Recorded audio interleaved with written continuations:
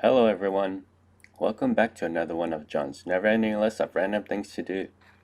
For today's video, I will show you guys how to install a 35-watt HID kit for your headlights. But before we begin, let's get a general idea of how the halogen bulbs perform. For this test, we're only going to be using the low beam.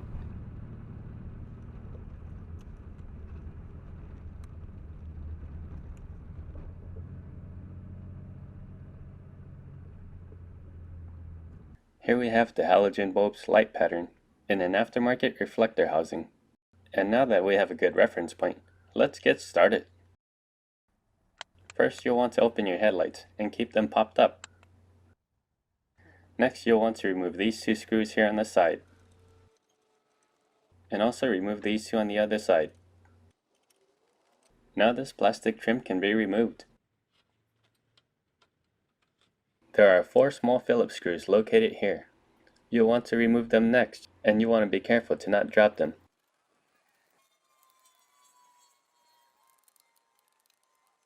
Now the light housing is ready to be pulled out. And remove this retainer from the light housing. Reach on over to your harness, grip it tightly, and wiggle it out. So here's my aftermarket reflector housing. I'm just going to remove this boot here, remove this spring-loaded clip right here, and pull out my halogen bulb. So here's the HID bulb that came with my kit. I bought it purposely because it came with this shield, and I did not have plans to use the high beam. So in goes the HID bulb. Secure it down with the spring-loaded clip, and reinsert the rubber boot. Now it's time to figure out which pin is which. This pin here is for your low beam, and this pin right here is for your high beam. That means the top one is your negative. Now with that information, you can make the proper connection for your HID harness and plug it into your OEM harness. I hit the ballast underneath this piece right here. You'll want to note that I have a slim ballast. And to reduce any vibrations, I applied some weather strip foam. You can obtain this at your local hardware store. Now with the weather strip foam applied, I just placed it back here like so, and zip tied it in location. Here's a quick glance of how it looks like from above, and here's another view from below. I ended up tying this little box right here. That way these cables are easily accessible whenever I need to remove the headlight. I did a quick test with the digital meter to see how much current is drawn. You'll see that 4 amps is being drawn, but you don't see the initial amp draw. So I got an analog amp meter. You'll see the initial amp draw right here. There's probably some discrepancy in this, but this gives you a good insight, and it settles around 4 amps. Taking a look at the schematic for your headlights, you'll notice that each light has a 15 amp fuse, and the amp draw that I measured is way below 15 amps, so there's no need to upgrade the electrical for this project. If you are looking for your headlight adjustment screws, they are located here and here. So in goes the light housing, the retainer, and the 4 screws. So before we proceed, let's see if the headlight closes. And it does. Alright, that's good. Now pop up the headlight and reinsert this trim. Then go ahead and screw it down.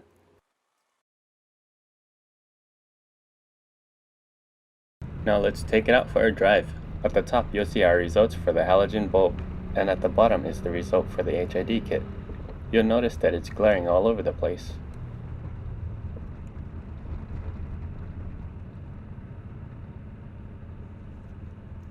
So this was the light pattern with the halogen bulb inside a reflector housing. And this is the result with the HID bulb in the reflector housing. It's glaring all over the place. And this is what you do not want. This is what blinds other drivers. So let's figure a way to reduce the glare. For the first attempt to reduce the glare, I went on eBay and purchased one of these housings with a projector inside.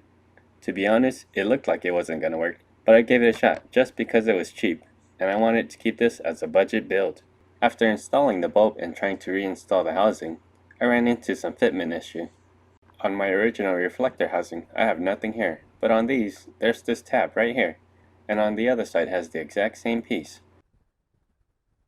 I'll have to shave this off, and here it is shaved off. Now it's a mess, so I'll clean this up. Now the outer housing looks clean, but I forgot the inside of the lens, so I cleaned it up as good as I could. And here it is installed. You'll see that there's still some residue. One thing I didn't like about these housing was, it didn't fit the returner perfectly. You'll see that it's a little bent right here. And this is looking pretty good, but let's see if it performs as good as it looks. And here's the results for the eBay housing. I honestly thought it would perform pretty good, but as you can see, there's barely any light emitting.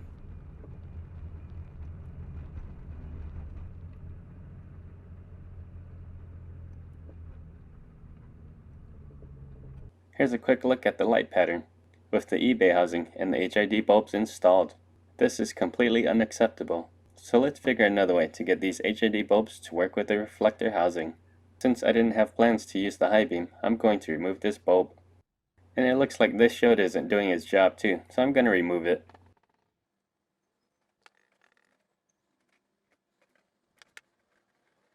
So this is what I'm left with, just the bulb and the 2 wires that connects to it.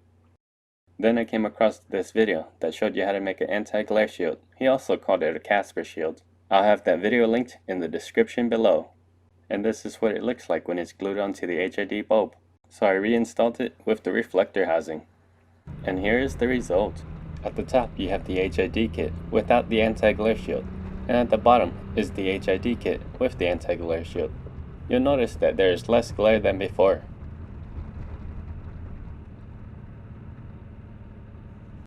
So using the halogen light emitting pattern and using it as a reference, this is what we are now getting with the HID bulb and the anti-glare shield in a reflector housing. And this is what it used to look like without the anti-glare shield.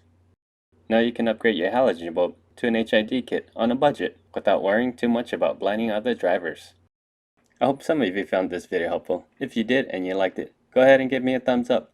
And if you're not subscribed yet, maybe even consider subscribing. Thank you all for watching, and I will see you guys for the next random project.